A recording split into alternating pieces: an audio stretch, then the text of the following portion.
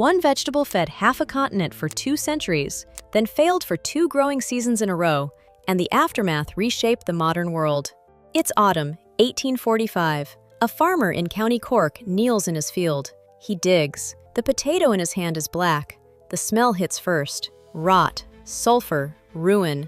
His family eats nothing else. That single crop failure triggered a mass migration that reshaped the demographics of 3 continents. Ireland lost a quarter of its population in a decade. Not to war, to a plant disease nobody could identify. How did a crop from the Andes become the only food for 8 million people on a rainy Atlantic island? And why did the pathogen that killed it take 168 years to name? The answer changes more than you'd expect.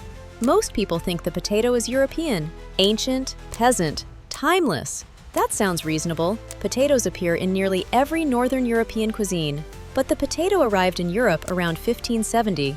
For almost 2 centuries, much of the continent refused to eat it. They thought it caused leprosy. The Parliament of Burgundy banned it in 1619. This is a story about how one plant changed nutrition, war, and population across 3 continents, and how its collapse wasn't understood for 168 years. The quick payoff: the potato didn't save European civilization from starvation. It made European civilization possible at the scale we know it. 1 acre of potatoes could feed a family of 6 for a full year. Frederick the Great of Prussia ordered reluctant peasants to plant it at gunpoint. The arithmetic of survival had changed overnight. The story starts 12,000 feet above sea level. Near Lake Titicaca, in what is now Peru and Bolivia, farming communities were cultivating wild tubers by around 5000 BCE. The Inca civilization that emerged there maintained over 3,000 distinct potato varieties, each adapted to a different altitude, soil, or climate. They also developed chuño, a freeze-dried potato preserved through cycles of frost and sun that stored for years.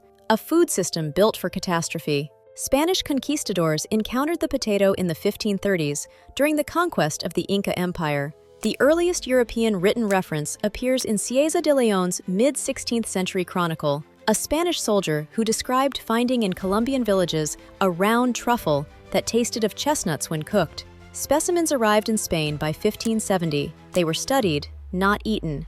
The suspicion was botanical, not irrational. The potato belongs to the nightshade family. Its leaves are toxic. The plant resembles deadly things Europeans already knew to fear. It took state coercion to change the calculation. Frederick the Great ordered Prussian farmers to plant potatoes by royal decree in the 1740s. By 1800, the potato was the primary caloric source for Ireland, parts of Germany, Poland, and the Low Countries. It didn't supplement the diet.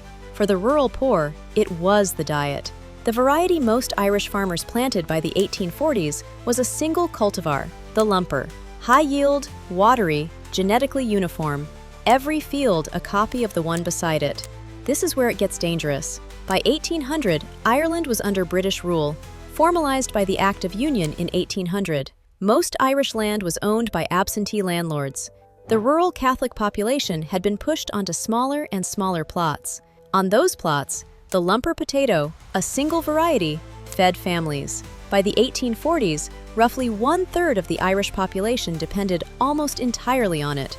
The common assumption? The Great Famine was caused by a failed harvest. That sounds right. It misses the political dimension. Food left Ireland throughout the famine: grain, cattle, butter, all exported under British enforcement while people starved.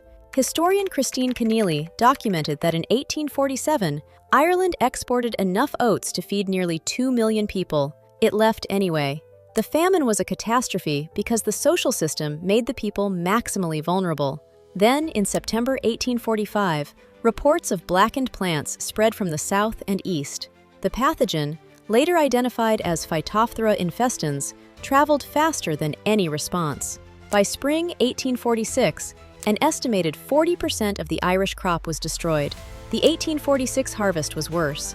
Then, 1847, known as Black 47, brought mass death. Workhouses overflowed. Soup kitchens fed 3 million people daily at the peak. Today, we have fungicides, resistant varieties, and genomic surveillance. In 1845, Irish farmers had nothing. No name for the disease, no cure, no alternative crop.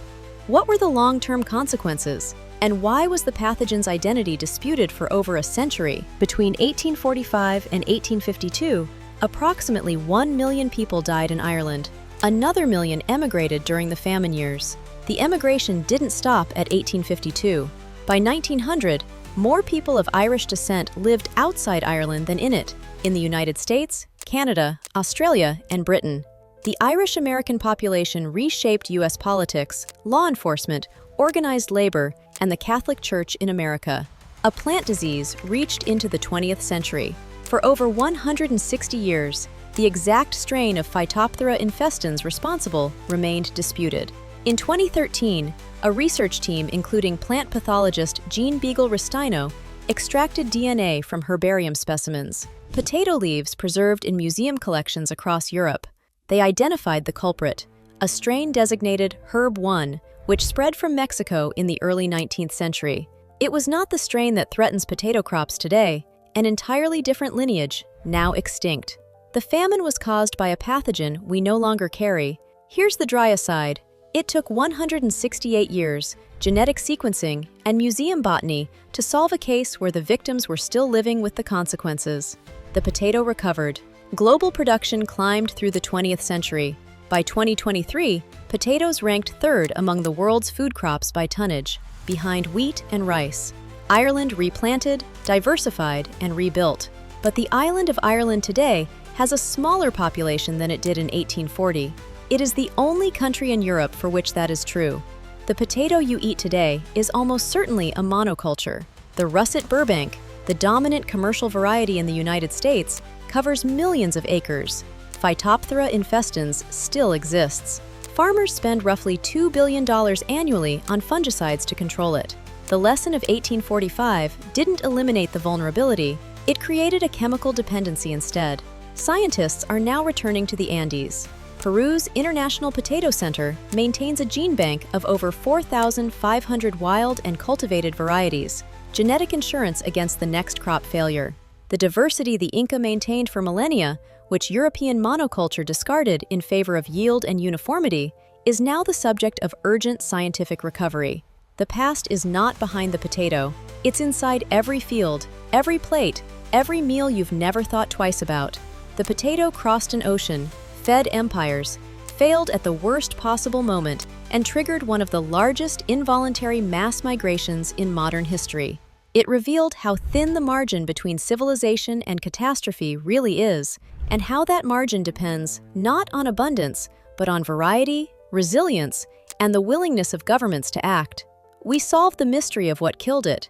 We have not yet solved the conditions that made the killing catastrophic. Every root vegetable you overlook contains a history that outlasts the people who planted it. What object should we cover next? Drop your answer in the comments below. If the potato changed how you see what's on your plate, subscribe. Every episode goes this deep. This is Object Lore. The history of the world is hiding in plain sight. Until next time.